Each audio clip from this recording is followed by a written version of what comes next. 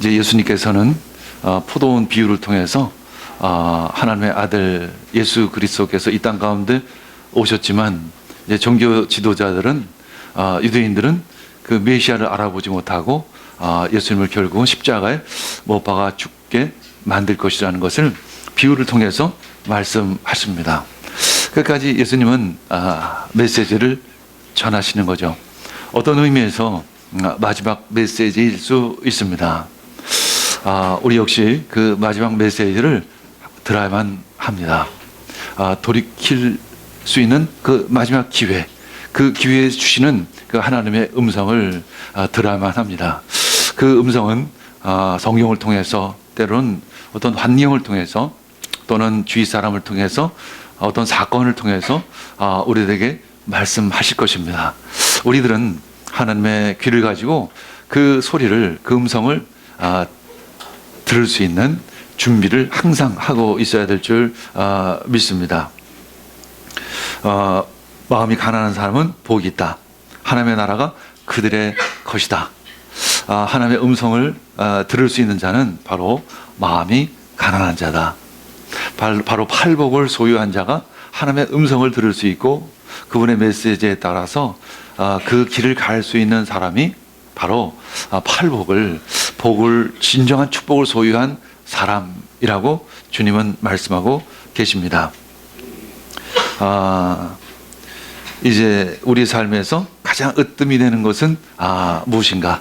마음이 가난한 사람은 바로 하나님의 말씀이 자신의 삶에 가장 가치 있는 것이다라는 것을 알고 있는 사람입니다. 그래서 다른 것을 반면 내려놓을 수 있는 그런 사람이라는 것도 의미하죠. 우리는 우리의 삶에서 가장 으뜸이 되는 것이 무엇일까? 하나님인가? 아니면 다른 것인가? 그것을 한번 비교해 보시기를 바랍니다. 우리가 하나님보다 더 귀하게 여기는 것이 있지 않는가? 가족인가? 혹은 돈인가? 아니면 성공인가? 이것에 의해 나의 신앙이 진짜인지 가짜인지가 결정이 날 것입니다. 하나님이 우선이라면 여러분의 신앙은 진짜일 것입니다. 그러나 하나님 대신에 뭔가를 하나님보다 더 사랑하는 것이 있다면 우리들의 신앙은 아직 진정한 의미에서의 진짜는 아닐 것이죠. 우리 13절, 14절 읽겠습니다. 그든 말로 예수를 책잡으려고 바리새파 사람들과 헤롯 당원 가운데서 몇 사람을 예수께로 보냈다. 그들이 와서 예수께 말하였다. 선생님, 우리는 선생님이 진실한 분이시고 아무에게도 매이지 않는 분이심을 압니다. 선생님은 사람의 겉모습으로 판단하지 않으시고 하나님의 길을 참되게 가르치십니다. 그런데 황제에게 세금을 바치는 것이 옳습니까? 옳지 않습니까? 바쳐야 합니까? 바치지 말아야 합니까? 그들은 말로 꼬투리를 잡으려고 했다고 기록하고 있습니다. 그들에게는 말과 철학 또는 일종의 개통 신학, 그리고 그들에게는 교리만이 있었습니다. 그들의 종교는 하나의 형식일 뿐이었다라는 것이죠. 그들은 말만 참 잘합니다. 한낱 종교성으로 자신의 위치를 지키려는 그런 사람들, 종교라는 직업을 가지고 있는 사람들일 뿐입니다. 우리 시대에도 종교라는 직업을 가지고 있는 사람과 진정한 하나님의 사람이 있을 것입니다. 우리는 그것을 분별해야 할 것이고, 또 사역자들은 자신 진정 하나님의 사람인지 아니면 단지 직업을 가지고 있는 자인지를 돌아봐야 할 것입니다. 신앙은 말이 아니라 믿음입니다. 그리고 믿음은 실제입니다. 떠도는 환상이 아닙니다. 떠도는 그림이 아닙니다. 그것은 실제로 보여질 수 있는 것이어야 합니다. 이 바리새파 사람들과 헤롯 당원 가운데서 이제 몇 사람을 예수로 보냈다라고 말합니다. 왜냐하면 책 잡기 위해서, 꼬투리 잡기 위해서. 그런데 그들은 와서 예수님을 잠시 높이는 듯 합니다. 가끔 진실된 사람, 의로운 사람, 선한 사람을 이용하려는 사람들을 봅니다. 교회를 이용하려는 사람도 있습니다. 때로는 하나님을 속이려 드는 사람도 있습니다. 혹시 우리가 하나님을 속이려고 들지는 않는지? 하나님은 살아계십니다. 그래서 우리는 하나님을 믿는 것입니다. 그런데 마치 우리는 하나님을 살아계지 않으시는 어떤 우상을 섬기는 듯이 하나님을 속이려 드는 경우가 가끔 있습니다. 우리는 하나님을 속여서는 안 됩니다. 최소한 신앙 앞에선 진실되어야만 합니다. 신앙 앞에서만은 정결해야 하는 것이죠. 종교 지도자는 예수님의 그 진실성을, 의로우심을 지금 이용하고 있는 것이죠. 선생님은 진리를 가르치시는 분이시니까, 누구의 눈치도 보지 않으시는 분이시니까 로마의 황제도 두렵지 않으시겠죠. 선생님은 진리 깊은 것을 보시고 하나님의 길을 바로 말씀하시는 분이시니까 혹시 거짓말은 안 하시겠죠. 대답을 회피하지는 않으시겠죠. 라고 이야기하면서 이제 어떤 올무를 놓고 있는 것입니다. 이제 예수님의 그 의로우심을 이용해서 덫을 놓는 것입니다. 진짜 악인 중에 최악인의 모습을 우리는 볼 수 있습니다. 책 잡는다는 것은 짐승을 사로잡는 것을 위해서 덫을 놓는 것을 의미합니다. 그리고 여기서 세금을 의미하는 것은 인구 조사를 의미하는데, 유대인들이 해마다 바치는 인두세를 의미합니다. 이 인두세는 모두 로마 정부로 들어가게 되는 것이죠. 그래서 예수께서 세금을 내는 것이 옳다고 하면 그들은 예수님을 내국노 취급할 것입니다. 반면에 세금을 내지 말라고 예수님이 말씀하신다라고 하면 로마의 적대적인 세력으로 이제 또한 몰아버릴 것입니다. 이때 우리는 세상을 살아가는 지혜가 참 필요합니다. 우리는 진리를 지키면서 또 세상을 살아가야 한다는 참 어려움 가운데 있습니다. 가끔 우리는 세상에 영향을 주기보다는 세상에 영향을 도리어 받을 때가 있습니다. 하나님의 진리를 지키기보다는 세상의 법칙을 따라갈 때도 가끔 있습니다. 사실 하나님의 영역과 이 세상의 영역, 이 두 시민권을 동시에 갖고 있다는 것은 사실 쉬운 일은 아니죠. 가끔 우리는 회색 분자처럼 살아갈 때도 자주 있죠. 그러나 우리는 정결한 하나님의 백성으로 어떻게 살아갈 수 있을까? 우리는 이것에 대해서 깊이 고민하고 기도하고 묵상해야 될 줄 믿습니다. 욥기서 28장 20절에서 24절 말씀을 읽겠습니다. 그렇다면 지혜는 어디에서 오며 슬기가 있는 곳은 어딘가? 모든 생물의 눈에 숨겨져 있고 공중의 새에게도 감춰져 있다. 멸망의 구덩이와 죽음도 지혜를 들고 이르기를 지혜라는 것이 있다는 말은 다만 소문으로만 들었을 뿐이다 하고 말한다. 그러나 하나님은 지혜가 있는 곳에 이르는 길을 아신다. 그분만이 지혜가 있는 것을 아신다. 오직 그분만이 땅끝까지 살피실 수 있으며 하늘 아래에 있는 모든 것을 볼 수 있다라고 욥기에서 기록하고 있습니다. 지혜자는 그 지혜를 찾습니다. 사람을 통해서 또는 만물을 통해서 지혜를 찾지만 그곳에는 지혜가 없음을 발견하는 것이죠. 그렇다면 지혜는 어디서 오며 그 슬기는 어디에서 오는가? 오직 그 하나님만이 땅끝까지 살필 수 있으시며 하늘 안에 있는 것을 보실 수 있다는 것입니다. 우리는 많은 정보를 찾으려고 합니다. 그러나 이 세상의 모든 정보를 가지고 계신 분은 오직 한 분, 바로 하나님만이 지혜의 중심, 원천이시라는 것입니다. 마태복음 10장 16절 읽겠습니다. 보라, 내가 너희를 보내는 것이 마치 양을 이리떼 가운데 보는 것과 같다. 그러므로 너희는 뱀과 같이 슬기롭고 비둘기와 같이 순진하여라. 보라, 이렇게 말씀하십니다. 이것은 내가 너희를 이 세상 가운데 보내노라 라는 의미를 이 가운데 가지고 있습니다. 너희들이 이 세상에 살아갈 때 두 가지 방법으로 살아가라는 것입니다. 바로 뱀같이 슬기롭고 비둘기같이 순수하고 정결하게 살아가라는 것입니다. 뱀같이 지혜롭다는 것은 굉장히 분별력이 있어야 한다는 것입니다. 특별히 세상 것과 하나님의 것을 분별할 수 있어야만 합니다. 예수님의 것과 황제의 것을 구분할 수 있어야 합니다. 이 뱀은 참 간교하고 아주 신중한 동물입니다. 마치 그것처럼 우리는 이 세상을 살아갈 때는 참 신중하게 아주 지혜롭게 살아가야 한다라는 것을 의미합니다. 그리고 뱀은 자기가 처한 위험 속에서 아주 능란하고 아주 신속하게 빠져갈 수 있는 아주 그러한 동물인 것이죠. 우리는 그러한 민첩함이 있어야 합니다. 근데 가끔 보면 교회만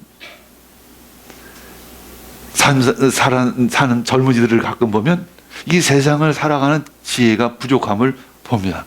그래서 세상에 대해서 참 두려워해서 교회 안에만 머무는 그 젊은이들을 가끔 보게 됩니다.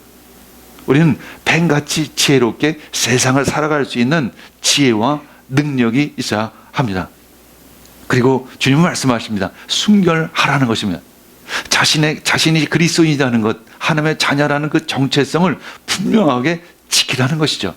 그러기 위해서는 세상에 영향을 주는 자가 되어야지 세상으로부터 영향을 받는 그런 그리스도인이 되어져서는 안 되는 것입니다.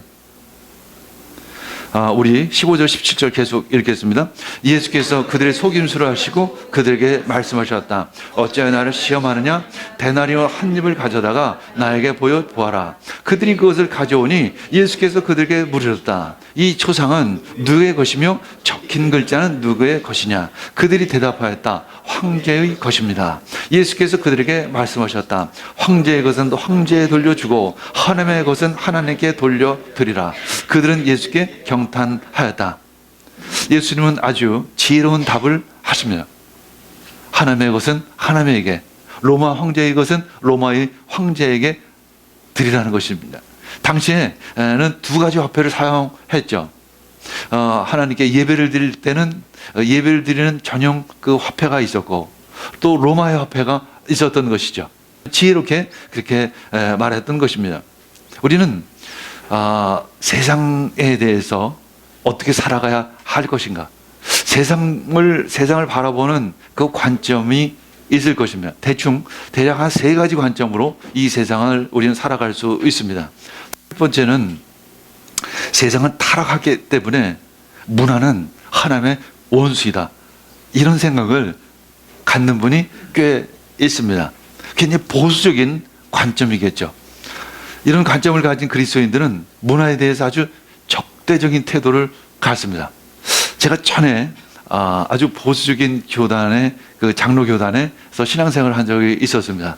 그때 교회 아주 중심 멤버인 안수 집사님이 저에게 이런 이야기를 합니다. 제가 그때 당시 신문을 한 장 들고 교회를 갔었는데 신문을 보면서 그분은 신문조차 보지 말라는 것이죠. 그분은 그런 아주 굉장히 보수적인 신앙을 가지고 계신 분이었습니다. 가끔 우리는 교회 신앙인이 세상에 대해서 아주 적대적인 태도를 가지고 아주 세상과 분리되어서서 신앙생활을 하는 경우가 있습니다. 요한복음 15장 18절에서 19절 읽겠습니다. 세상이 너희를 미워하거든 세상이 너희보다 먼저 나를 미워하였다는 것을 알아라.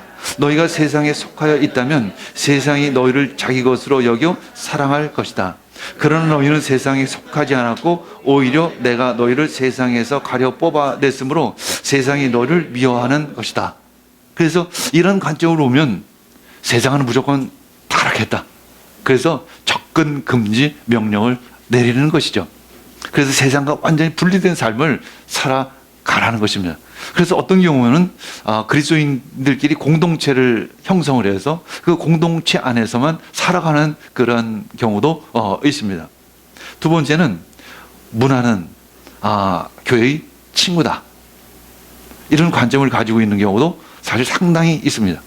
우리에게도 우리 그리스도인들에게도 그런 모습들이 상당히 있죠. 특별히 로마가 313년에 기독교를 국교화했습니다. 그래서 그리스도인이 된다는 것은 이제 그 전에는 그리스도인이라는 건 핍박을 받는 존재였습니다. 그러나 기독교가 로마의 국교가 된 이후로부터는 제도적으로 로마 정부로부터 특혜를 받는 그런 입장이 되었던 것이죠. 이제 초대교회는 로마 정부와 그 부와 권력을 함께 소유한 조직이 되어 버린 것입니다. 소위 기독교 국가가 된 것입니다. 이 기독교 국가라는 것은 두 가지가 의미가 있어요. 긍정적인 의미로 참 좋게도 느껴지지만 어떻게 보면 이 세상 권력과 힘과 권력을 동시에 함께 소유하고 있다는 것을 의미하기도 합니다. 한국교회도 역시 마찬가지예요. 한국교회도 세상 권력을 어느 정도 같이 공유하고 있다는 것입니다. 이 세상 권력을 같이 공유할 때 득도 있지만 굉장한 손실도 있을 수밖에 없습니다. 특별히 교회가 타락하기, 세속화되기 상당히 쉬운 입장이 되어질 수밖에 없죠. 그런 의미에서 지금 유럽 기독교가 몰락하고 있습니다. 세속화되고 있습니다. 그것은 이미 기독교가 로마의 국교가 되면서 시작된 것이라고도 볼 수 있습니다. 우린 그것을 영어로 크리스텐덤이라 이렇게 이야기를 합니다. 기독교 국가라고도 얘기하지만 기독교 왕국이라고도 이야기할 수 있습니다.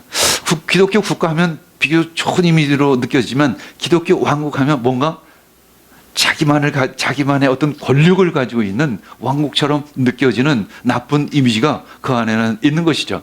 이것은 이미 기독교가 로마 국교화가 되면서 시작된 것이라고 볼 수 있습니다. 이미 어쩌면 유럽 기독교의 몰락은 그때부터 시작됐다라고도 이야기할 수 있는 것입니다. 권력이 있고 규모는 방대해졌지만 그 안에 숨겨진 하나님의 생명력은 약화되기 시작을 하는 것입니다. 제도적인 것은 굉장히 강합니다. 형식은 강하지만 생명력은 점점 퇴보하기 시작을 할 수밖에 없었던 것입니다. 제도가 굉장히 강해지면 하나님의 생명력은 약해질 수밖에 없는 것입니다.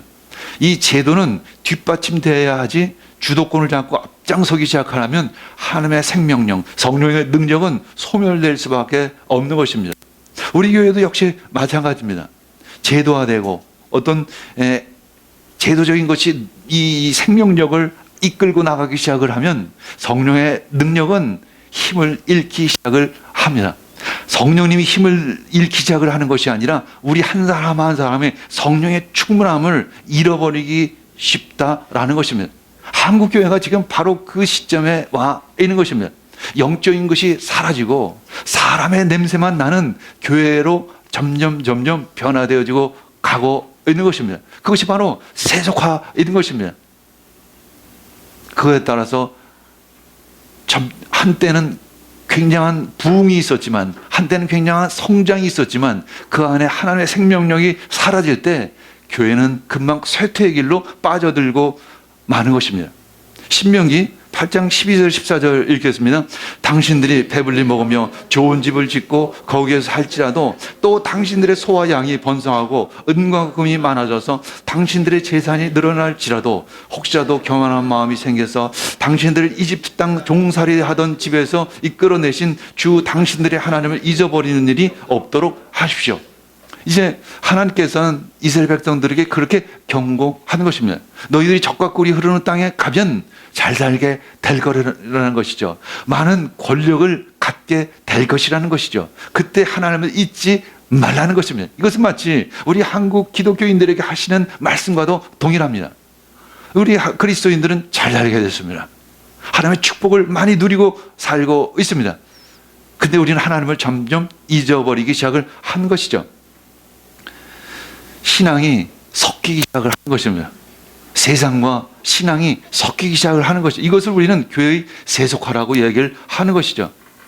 신자 중에 일부는 교회를 신자라고 얘기하기보다는 교회에 오는 어떤 사람들은 인간적인 목적을 가지고 교회 등록 카드를 적기도 할 것입니다. 어떤 정치적인 목적을 가지고 표를 얻기 위해서 등록 카드에 등록을 할 수도 있을 것입니다. 어떤 사업상의 필요에 의해서 등록 카드에 등록을 할 것입니다. 심지어 어떤 이는 결혼 상대자를 찾기 위해서 아니면 며느리감을 찾기 위해서 사위감을 찾기 위해서 큰 교회에 등록하는 사람도 있습니다. 어떤 의미에서는 국가로부터 핍박을 받는 교회가 도리어 신앙의 순수성을 유지하기가 좋은 경우가 자주 있습니다. 중국 지하교회가 한때 그랬던 것이죠. 이 중국 지하교회도 역시 점점 조금씩은 좀 타락하기 시작을 한다고 얘기를 합니다. 왜냐하면 규모가 커지고 거기 없이도 권력을 얻기 시작을 하기 때문에 그런 것이죠. 우리는 죄와 사람을 구별하듯이 그리스도인은 세상과 세상의 죄를 구별할 수 있어야만 합니다. 하나님은 이 세상의 죄를 미워하시지만 하나님이 창조하신 이 세상을 미워하시는 것은 아니라는 것. 그 중심에 놓여 우리 그 중심에 서 있어야 합니다. 그렇게 살기 위해서는 엄청난 분별남과 엄청난 신앙의 강인함이 우리에게 필요한 것이죠. 초대교회 역시 황제 숭배를 거부한 것이지 황제에 대한 충성을 거부한 것은 아니었던 것입니다. 창세기 1장 31절 이렇게 쓰면 하나님이 손수 만드신 모든 것을 보시니 보시기에 참 좋았다라고 말씀하고 있습니다. 하나님이 이 세상을 창조하실 때 처음 모습은 참 좋았습니다.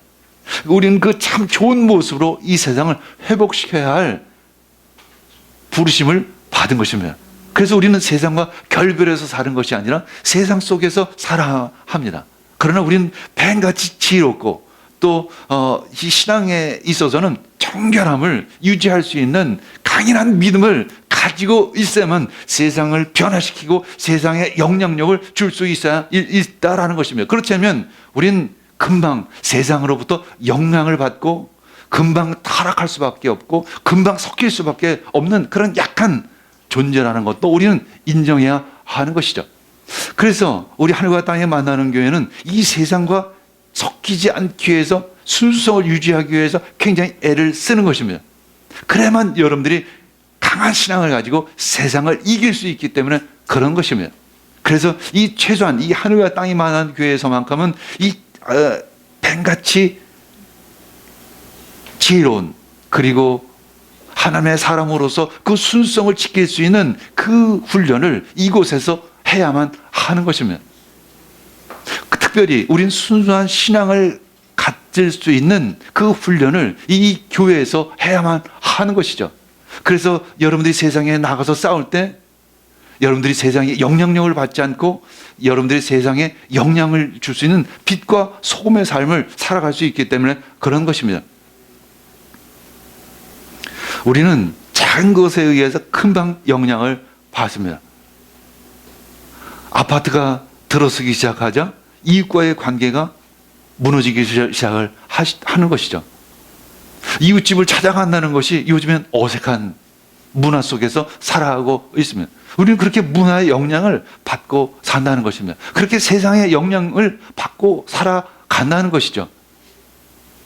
헤드폰이 들어오자 이 소통의 방법이 완전히 바뀌어 버렸습니다. 우리는 그런 세상 속에 그런 영향을 받고 살아갑니다. 그러나 그렇게 영향을 받고 살아가면서 이 그리스도의 문화, 하나님의 말씀으로 이 세상에 어떻게 영향을 줄 수 있을까? 우리는 끊임없이 이것에 대해서 기도해야 합니다. 이것이 바로 전도이고 이것이 빛과 소금의 삶을 살아가는 것입니다. 우리는 한 사람 한 사람이 이 세상을 변화시킬 수 있는 능력이 있다는 그런 믿음을 가지고 살아가야 하는 것입니다. 마가복음 12장 28절 읽겠습니다.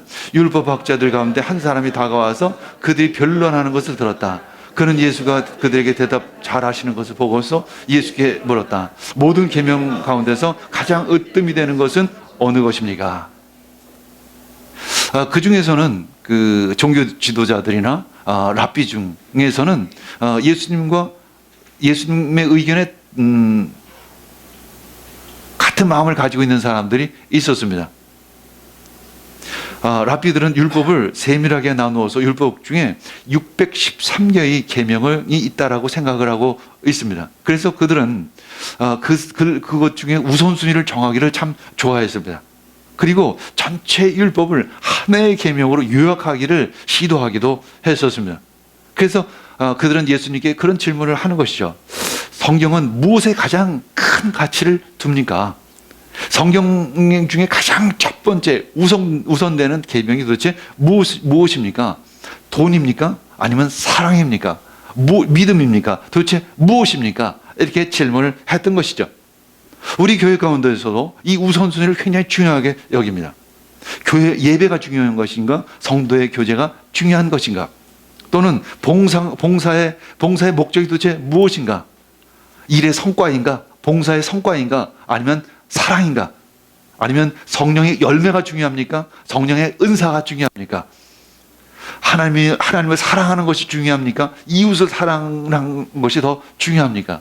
이런 우선순위가 분명히 정리되어 있어야만 하죠.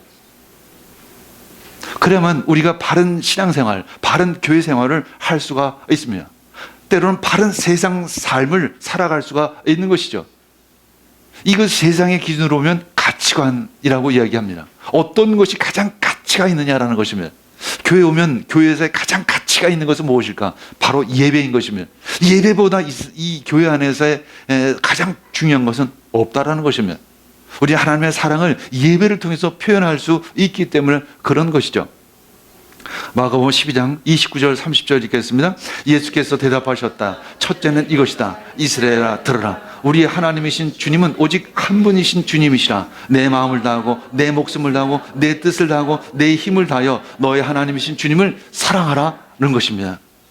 마음을 다하고 목숨을 다하고 뜻을 다해서, 결국 너의 전 인격을 다해서, 너의 전 삶을 다해서 하나님을 사랑하라. 그것이 첫째라는 것입니다. 우리들이 신앙생활을 하는 첫 번째 목적이 무엇이냐면 하나님을 사랑하기 위해서 신앙생활을 하는 것입니다. 이것이 첫 번째라는 것입니다. 두 번째는 무엇일까? 마가복음 10장 31절 읽겠습니다. 둘째는 이것이다. 내 이웃을 내 몸과 같이 사랑하라. 이 계명보다 더 큰 계명은 없다. 이렇게 말씀합니다. 둘째도 첫째 계명과 같이 큰 계명이라는 뜻입니다. 하나님 사랑과 이웃 사랑은 같은 하나의 계명이라는 뜻과 동일합니다. 하나님을 사랑하면 이웃을 사랑하게 되어져 있고, 하나님을 사랑해야만 또한 이웃을 사랑할 수 있는 능력이 있다는 그런 의미 있는 것이죠. 성경 말씀을 한마디로 이야기하면 사랑인 것이면, 사랑 중에서도 하나님을 사랑하는 것이죠. 하나님을 사랑하면 하나님이 사랑하시는 그 이웃들을 또한 사랑할 수 있게 된다는 그런 의미인 것입니다. 어느 정도 우리는 사랑해야 할까? 원수까지도 사랑하라는 것입니다. 그것이 바로 세상과 다른 하나님 나라의 법인 것입니다. 바로 이것이 하나님의 것입니다. 이것은 황제의 것과는 다릅니다. 세상은 돈을 좋아하지만 이 하나님의 사람들, 그리스도인들은 사랑을 가장 귀한 가치로 여겨야 한다라는 것이죠. 빌레몬서 1장 10절에서 12절 읽겠습니다. 갇혀있는 동안에 얻은 아들 오네시모를 두고 그들에게 간청합니다. 그가 전에는 그들에게 쓸모없는 사람이었으나 이제는 그대와 나에게 쓸모있는 사람이 되었습니다. 나는 그를 그대에게 돌려보냅니다. 그는 바로 내 마음입니다. 이 오네시모라는 사람은 이 빌레몬의 종이었었는데 빌레몬으로부터 도망한 그러한 종이었습니다. 바울은 그 종을, 오네시모라는 종을 나의 마음이라고 이렇게 표현합니다. 나와 같은 사람이라고 이렇게 표현을 하는 것이죠. 당시의 종은 사람 취급도 받지 못한 존재였습니다. 동물과 같은 존재였습니다. 그러나 바울 사도는 그 노예, 개만도 못한 그 종을 자신과 같은 사람이 잘 받아 주십시오라고 이렇게 간청했던 것입니다. 이제 그는 전과 다른 신분을 가지고 있는 하나님의 자녀라는 것이죠. 나와 동일한 하나님의 자녀라고 이렇게 표현하는 것입니다. 이것은 노예 해방 운동 이상의 의미를 가지고 있는 것입니다. 이것이 바로 그리스도인이 꿈꾸는 바로 그러한 세상인 것입니다. 왜냐하면 그리스도인에게 가장 귀한 가치는 사랑이기 때문에 그런 것입니다. 하나님을 사랑하고 이웃을 사랑하는 것, 이것을 우리는 세상의 어떤 것과도 바꿀 수 없다는 것입니다. 이것에 대한 확고한 믿음이 있어야 하는 것입니다. 그 믿음을 가지고 우리는 세상을 살아가겠다라고 선포하고 그런 삶을 살아가는 것이 바로 그리스도인인 것입니다. 10억짜리 다이아몬드와 길거리 싸구려 반지를 난 절대 바꿀 수 없는 것과 같은 것입니다. 하나님의 사랑과 이 세상의 어떤 것과도 나는 바꾸지 않겠다라고 결단한 사람이 바로 그리스도인인 것입니다. 그때 마가복음 10장 12절 12장 32절 33절 읽겠습니다. 그러자 율법학자가 말하였다. 선생님, 옳은 말씀입니다. 하나님은 한 분이시오. 그와 같게 다른 이는 없다고 하신 그 말씀은 옳습니다. 또 마음을 다하고 지혜를 다하고 힘을 다하여 하나님을 사랑하는 것과 이웃을 자기 몸과 같이 사랑하는 것이 모든 번제와 희생제보다 더 낫습니다 라는 것입니다. 그래서 제사보다 더 귀한 것이 무엇일까? 바로 하나님을 사랑하는 것입니다. 예배보다 더 귀한 것이 무엇일까? 바로 하나님을 사랑하는 것이라는 것입니다. 하나님을 사랑할 때 진정 예배도 의미가 있는 것이죠. 우리가 하나님을 사랑하는 것은 또 이웃을 사랑하는 것으로 마음의 문이 활짝 열려야 합니다. 이것이 바로 전도인 것입니다. 우리는 이 세상을 향해서 나아가야 합니다. 그리고 이 세상이 빛과 소금이 되어야 하는 것이고 이 세상에 복음을 전해야 하는 자리로 나아가야 하는 것입니다. 그것이 바로 하늘의 능력을 땅에 심는 성령 운동이요 또 가난 운동인 것입니다. 마가복음 12장 34절 읽겠습니다. 예수께서 그가 슬기롭게 대답하는 것을 보시고 그에게 말씀하셨다. 너는 하나님의 나라에서 멀지 않다. 그 뒤에는 감히 예수께 더 묻는 사람이 없었다. 이렇게 기록하고 있습니다. 이제 이때 하나님의 나라가 가까이 온 것이며 이때 하나님의 나라가 우리의 삶 가운데 임하게 되어지는 것입니다. 기도하겠습니다. 주님 감사합니다.